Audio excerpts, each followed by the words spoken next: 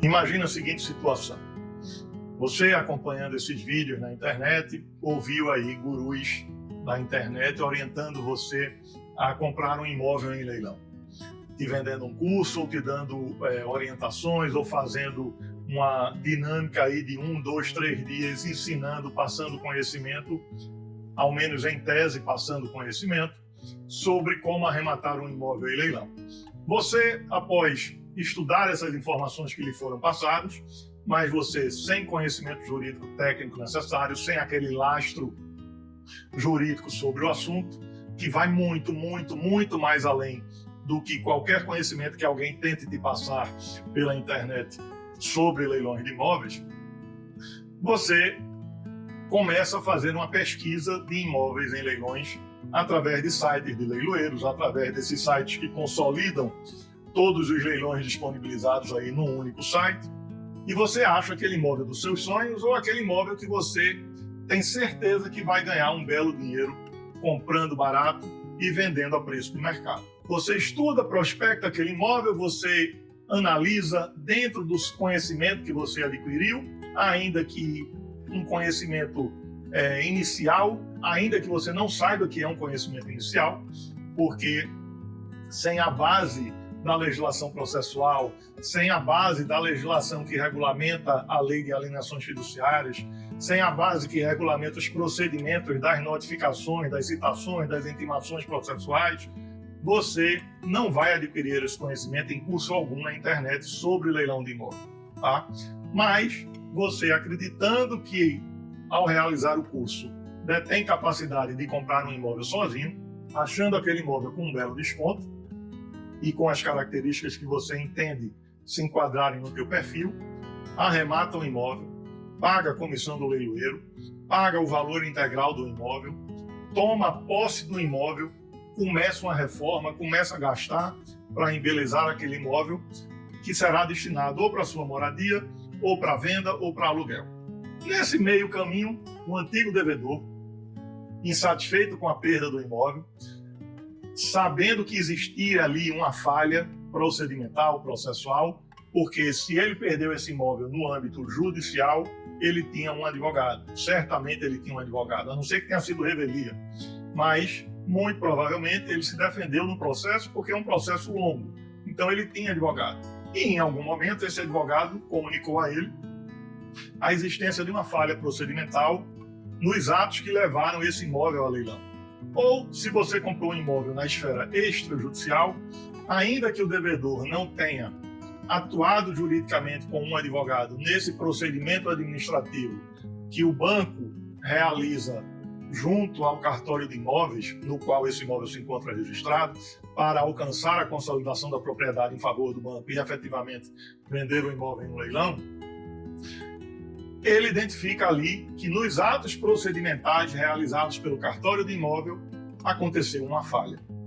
E essa falha vai poder ser questionada lá na frente. Então, você arremata o imóvel, você paga tudo que tem que pagar, você inicia uma reforma e do nada surge uma ação anulatória para tomar esse imóvel de você e você ficar aí a ver navios. Você perde o imóvel e enfrenta uma batalha para reaver o dinheiro que você gastou na compra do imóvel, porque o dinheiro que você gastou com as demais despesas de TBI, reforma, emissão de posse e etc., compra de materiais, etc., esse você não recupera.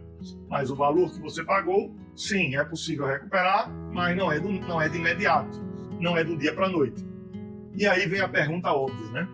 Isso é possível mesmo? Isso acontece na compra de imóveis em leilão? Se isso acontece, se esse risco existe, por que eu devo entrar nesse mercado? São muitas as perguntas, né? Não é uma pergunta óbvia, são várias perguntas óbvias, né? E a resposta que eu tenho que te falar é: sim, isso pode acontecer. Esse risco não é um risco que existe para qualquer um. É um risco que existe para quem atua nesse mercado sem o conhecimento técnico necessário. Porque nada do que eu falei aqui, nenhuma das falhas procedimentais que pode levar o leilão a ser anulado, são falhas ocultas. Todas essas falhas estão claramente expostas ali na documentação relativa ao procedimento que leva o imóvel a leilão. E o que faz uma pessoa não enxergar essas falhas explícitas é o desconhecimento. é o despreparo técnico para identificar a falha. Um exemplo muito claro, a notificação do antigo proprietário do devedor no procedimento interno realizado pelo cartório de imóveis, quando a gente está falando de um procedimento de consolidação da propriedade no âmbito dos leilões extrajudiciais, nos leilões promovidos pelos bancos. Nesses casos, existe uma forma correta de se notificar o devedor. Até 2017 era de um jeito, a partir de 2017 é de outro jeito. Isso é fruto de mudanças na lei, de alterações na legislação brasileira. E é preciso saber em que momento se deu essa notificação, qual procedimento foi utilizado, para se identificar se há uma falha ou se foi tudo dentro da mais absoluta regularidade. Perceba que a gente não está falando aqui de critérios subjetivos. São critérios objetivos, claramente explícitos ali. Foi identificado que foi feito da forma correta, e a forma correta está descrita na lei, ninguém vai anular esse leilão. Agora, foi identificado que a forma correta descrita na lei não foi cumprida, não foi observada pelo cartório de registro de imóveis, aí não tem dúvida, não tem interpretação a ser feita. A notificação foi irregular e, portanto, tudo que decorrer dela é irregular. No direito existe uma coisa chamada o fruto da árvore envenenada. O que isso significa? Que qualquer fruto que decorrer daquela árvore envenenada será considerado um fruto podre, um fruto sem valor, um fruto, no caso do direito, um fruto nulo. Nesse exemplo dado por mim aqui, aquela notificação que foi feita de forma equivocada é justamente essa árvore envenenada. Ou seja, qualquer ato posterior àquela notificação prévia, necessária e imprescindível para a validade do procedimento, que é a comunicação do devedor que o imóvel estará sujeito à consolidação da propriedade por parte do banco, caso ele, dentro de um determinado prazo, não faça a quitação da dívida, é fundamental para qualquer ato posterior. Se ela foi feita errada, qualquer ato posterior que se seguir a ela será um ato nulo, ainda que esses atos posteriores tenham sido realizados de forma absolutamente perfeita. Pouco importa, porque aquela notificação preliminar ao ato posterior, ela era fundamental. Se ela foi equivocada, todo o resto é nulo. É como se você estivesse fazendo uma faculdade e a matéria do semestre seguinte dependesse da sua aprovação no semestre anterior. Se você não passa no semestre anterior, você não pode ir para o seguinte. E é isso que acontece no direito. Se um ato preliminar, que é pré-requisito para o ato posterior, ainda que tenha sido realizado, se ele foi realizado de forma irregular, de forma diferente do que a lei determina, ele é considerado nulo, absolutamente nulo, ou passível de nulidade, ou seja, é um ato possível de ser anulado. O que vai depender é qual tipo de irregularidade foi cometida ali. Mas ou ele será absolutamente nulo, ou ele será passível de nulidade caso questionado no futuro. Portanto, o que isso significa é que, como a gente está falando de critérios objetivos, claramente definidos na lei, é como se fosse um checklist, um cronograma mesmo a ser seguido, é absolutamente fácil de ser identificado por quem está neste mercado de forma técnica e com análise criteriosa daquele imóvel que está sendo levado ao leilão. Quem vem para comprar um imóvel em leilão, olhando localidade, preço, valor de mercado, lance mínimo, meramente essas questões de natureza comercial, é o maior candidato a se dar mal nesse segmento. Agora, quem vem para esse mercado, antes de olhar a parte comercial, se preocupa em olhar a parte técnico-jurídica, esse sim terá sucesso. Porque todas as possibilidades de nulidade de um leilão são critérios objetivos. Basta que você siga um checklist previamente preparado para, investigando a documentação do imóvel, identificar o rigoroso cumprimento das normas definidas na legislação. Algumas pessoas pensam que as normas são apenas aquelas do edital. E aí está mais um grande erro. Não basta ler o edital. Tem muita norma relativa ao procedimento do leilão que não está no edital. Está na lei, está no Código de Processo Civil, está no Código Civil Brasileiro, está até no Código de Defesa do Consumidor, porque quando a gente tem uma relação de banco e cliente que tomam um financiamento, tem regras ali de defesa do consumidor que se aplicam ao procedimento. Normas relativas ao registro civil, no Brasil, né? a lei de registro civil no Brasil. Enfim, são diversas normas, diversos regramentos normativos que vigoram no Brasil e que se inserem no ato de comprar um imóvel em leilão, que não necessariamente estarão previstas no edital que regulamenta a venda daquele imóvel no procedimento licitatório, porque um leilão nada mais é do que uma disputa, um certame, uma licitação. Então existe, não é a lei de licitação, tá, gente? Não confundam. Existem normas específicas para o leilão, regulamentando essa disputa e definindo os procedimentos prévios à disputa. Todos os atos preliminares ao dia do leilão precisam ser observados e realizados de forma absolutamente regulares, precisas, objetivas. E quem tem esse conhecimento é quem possibilita ao investidor uma compra absolutamente segura. Quem faz essa checagem, essa análise, nunca será pego de surpresa, porque qualquer um desses vícios que eu estou me referindo aqui são vícios necessariamente explícitos. São vícios que precisam estar presentes. São normas, são ritos, são procedimentos que precisam ter sido realizados, que precisam poder ser identificados na documentação que leva esse imóvel ao leilão. Então, se um determinado ato, como, por exemplo, a notificação do devedor, do executado, não está explícita ali, ou seja, você não consegue nem saber se ele foi notificado, então esqueça, não compre esse imóvel. Ela tem que estar explicitada ali na documentação. Se não está, você deve se comunicar com o leiloeiro ou com o banco que está levando esse imóvel ao leilão e pedir a comprovação dessa notificação. Caso não seja encaminhada a você essa comprovação, não compre esse imóvel, não dê lance, parta para outra, porque você estará comprando um problema e não realizando um investimento. Mas mesmo depois de tudo que eu lhe disse aqui, depois de eu lhe demonstrar que, para quem tem o conhecimento técnico, identificar essas falhas é algo absolutamente possível e fácil até, se você ainda tiver com medo, deixa eu te falar uma coisa. A legislação brasileira hoje protege de forma absolutamente inequívoca um investidor que decide adquirir um imóvel em um leilão judicial ou extrajudicial. Quando a gente fala de um leilão judicial, se você compra um imóvel e se essa arrematação que você fez, ela é impugnada através de uma petição chamada embargos à arrematação por parte daquele devedor que perdeu o imóvel, você tem dois caminhos. Ali, no momento em que houve a impugnação, ou seja, dentro de um prazo máximo de 15 dias úteis depois da data da arrematação. Nesse caso, você sequer terá pago o valor total da arrematação, pois você, do dia da arrematação até a data que você precisa quitar esse imóvel, você tem 30 dias. O embargo de arrematação por parte do devedor, ele precisa acontecer no máximo em 15 dias, tá? 15 dias úteis. Então, se acontece o embargo à arrematação, você tem dois caminhos. O primeiro, analisar e ver ali que não há nenhum fundamento para que o juiz revogue a sua arrematação. Esse é um ponto. E se você quiser, você continua na briga com esse devedor, brigando pela arrematação que você fez.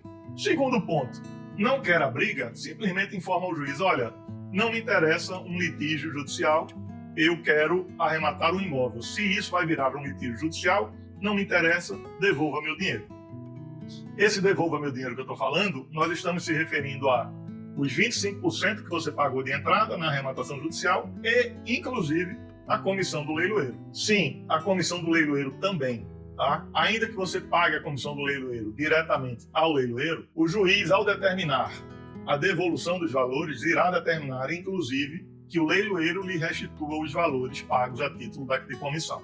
Tá? Então você não perde nada. No máximo que você perdeu foi tempo. Mas isso, se você decidir, é uma decisão pessoal sua. Porque se o seu advogado, se você fez essa análise com um advogado e se previamente o advogado, detendo esse conhecimento, disse a você que a arrematação é lícita, e se foi um bom negócio, se eu estivesse no seu lugar, eu continuaria no litígio para manter a arrematação, por uma razão muito simples. No momento que o juiz julgar esses embargos de arrematação, e esse julgamento acontece de forma rápida, ele automaticamente determinará a expedição do auto de arrematação e da carta de arrematação. Expedido esses dois documentos, essa arrematação se torna imutável. Mesmo que o devedor entre com apelação, com recurso, enfim, pretenda chegar até o Supremo Tribunal Federal, a decisão judiciária nunca poderá ser revogando essa arrematação, porque no momento em que a carta da arrematação é expedida, a própria lei, o próprio Código de Processo Civil diz que a arrematação não será mais alterada, será convalidada de forma definitiva e o máximo que pode acontecer é o executado ser indenizado por aqueles que levaram o imóvel à arrematação, não por você, investidor, que figura ali como um comprador de boa-fé, como um arrematante de boa-fé. Então você não tem nenhuma responsabilidade sobre os atos que levaram o imóvel ao leilão. Você simplesmente comprou um imóvel. Então esse risco de perder a arrematação e perder o dinheiro, no caso do leilão judicial, ele não existe, tá? Já quando a gente fala do leilão extrajudicial, a gente precisa ter um pouco mais de cuidado. Por quê? Lembra que eu falei que o procedimento de consolidação da propriedade é feito de forma administrativa dentro do próprio cartório de registro de imóveis? E é justamente por isso que a gente precisa ter cuidado. Porque nem todos os cartórios de registro de imóveis possuem pessoas qualificadas para realizar o procedimento ou realizam o procedimento de forma acurada, de forma cuidadosa, de forma séria, detalhada, observando prazos, formalidades específicas, né, burocracias específicas, vamos falar assim. E às vezes é justamente uma falha cometida por um funcionário do cartório nas comunicações enviadas ao devedor que está o problema na arrematação. Para um advogado com expertise, com conhecimento nessa área, nesse negócio de comprar e vender imóvel em leilão, a identificação da falha é fácil, é explícita. Você bate o olho e vê. Para uma pessoa que não tem essa formação, é justamente o contrário. Você não vai conseguir identificar. Então, sempre que a gente falar de leilões extrajudiciais, o cuidado tem que ser redobrado. Principalmente porque o devedor vai poder promover uma ação autônoma chamada ação anulatória da consolidação de propriedade contra o banco. Ele pode promover essa ação antes ou depois da arrematação e você necessariamente estará envolvido nessa ação, porque será seu interesse lutar para que aquela arrematação seja convalidada, né? E você não tem, como tinha no leilão judicial, você não tem a prerrogativa de pedir o juiz para devolver o seu dinheiro, porque o seu dinheiro não estará no processo. O seu dinheiro estará para o banco, porque quando você compra um imóvel extrajudicial, você paga ao banco. É fato, é claro, que todo leilão extrajudicial, ou praticamente todos, no edital consta ali o direito à evicção, ou seja, se você perder o imóvel por conta de uma ação anulatória, o banco lhe devolve o dinheiro. Mas isso leva tempo.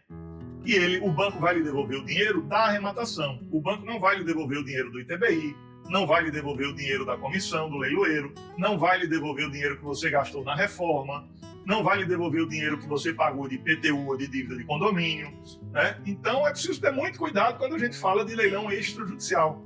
E a grande maioria das pessoas, sem advogado, sem assessoria jurídica, seguem por esse caminho, porque os gurus de internet vêm aqui dizer a você que o caminho mais fácil são os leilões dos bancos, como, por exemplo, os leilões da Caixa Econômica Federal, né? E isso não é verdade, porque a única coisa boa, realmente incomparável, dos leilões extrajudiciais promovidos pelos bancos é a forma de pagamento, porque você pode pagar de forma financiada. Você pode comprar em até 35 anos, você pode pagar só 5% de entrada. Então, para quem tem poucos recursos, é sem dúvida alguma um caminho, mas nunca, jamais, um caminho a ser seguido de forma independente por uma pessoa que não tem o conhecimento jurídico para analisar os documentos que estão levando aquele imóvel ao leilão. Então não basta analisar a questão comercial. Essa questão comercial é o ato posterior da análise jurídica, tá? Então leilão extrajudicial é aquele leilão que, como advogado, me traz maior preocupação quando eu recebo a notícia de que alguém está querendo me contratar para analisar uma arrematação que já aconteceu, né? Então, quando vem essa conversa, eu comprei um imóvel, mas apareceu uma ação judicial, tal, aí eu digo, puxa vida, a chance dessa pessoa ter comprado um problema, ela é grande, porque não fez a análise prévia. Pode não ter nada de errado, tá? Aquela ação anulatória pode estar ali discutindo só bobagem, não tem razão nenhuma, pode. Mas a pessoa, como não fez a análise prévia, a pessoa não tem a informação. Então, vai depender ali da sorte. Se ela não analisou tecnicamente anteriormente a arrematação, o que vai tornar essa arrematação um sucesso ou um prejuízo é sorte ou azar. E quando a gente fala de comprar imóvel em leilão, se tem uma coisa que a gente não precisa, é do item sorte ou do item azar. Porque o resultado é fruto de um trabalho técnico realizado antes da arrematação. Então, o fator sorte não tem nada a ver com o sucesso da operação. Então, antes que você tenha medo, né, antes que você se assuste, eu quero lhe dizer o seguinte: se você faz uma arrematação com uma assessoria jurídica que fez esse estudo preliminar, e se esse estudo preliminar apontou tecnicamente, lhe apresentou um parecer técnico mostrando a você, por A mais B, por que essa arrematação é absolutamente segura, eu digo a você sem medo de errar. A anulação dessa arrematação é absolutamente impossível. Porque, como eu te falei lá no início desse vídeo, os critérios que definem uma nulidade de uma arrematação nos procedimentos que levam o imóvel a leilão são critérios estritamente objetivos definidos na lei, nada mais é do que um checklist a ser seguido. Observou o cumprimento desse checklist? É impossível anular a arrematação, porque a lei hoje prevê a segurança da arrematação, a segurança do investidor, porque o objetivo da lei é estimular que um imóvel levado a leilão seja efetivamente vendido com segurança para que se alcance a solução daquele problema de inadimplência.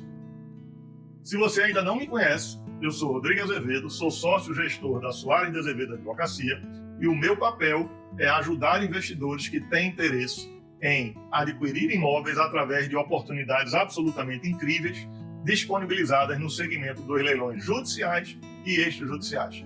Ou seja, eu sou um especialista em alienações coercitivas, que nada mais é do que a venda de imóveis por um leilão judicial ou por um leilão extrajudicial, com base no que a lei determina no tocante ao procedimento, no tocante à forma de pagamento, no tocante à emissão da posse, no tocante às obrigações que decorrem do ato de arrematar um imóvel em um leilão judicial ou extrajudicial.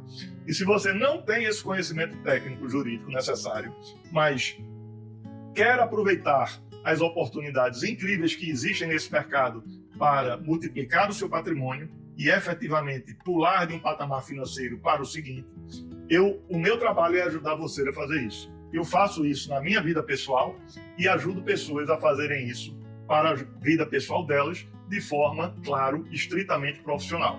Então, se você tem interesse em saber como tudo isso funciona, manda uma mensagem para a gente aqui através do link que está contido na descrição desse vídeo.